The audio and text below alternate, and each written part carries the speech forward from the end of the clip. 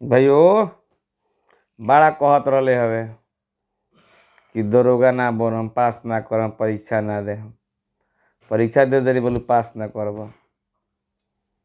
भाई मेहनत नु कइले बानी, ऐसे नु कहल जाला सबूर के फल मीठा होखेला।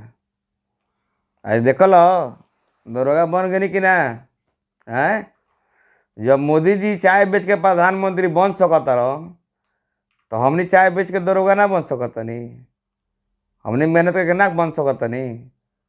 आज हमरा बहुत खुशी बा कि आज हम दरोगा बन गईनी, और ई सब हमरा घर परिवार के तोहर आशीर्वाद बा। ए त का हो गइल? ऐसन बात थोड़े बा। मेहनत आदमी करे तो आज दरोगा बानू, दरोगा के रिजल्ट लेके आईनी नू का।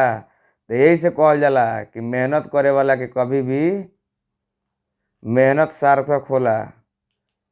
परिश्रम के फल कहियो मीठा होला, कबो खराब ना होला। ठीक बा? बाकी सब अपन आशीर्वाद बा भगवान के। मेहनत आदमी कइले बा, यहाँ तक पहुँचल बा। ठीक बाटे, चलो दूसरे वाला दूसते रही, कुछ ना हो पाई।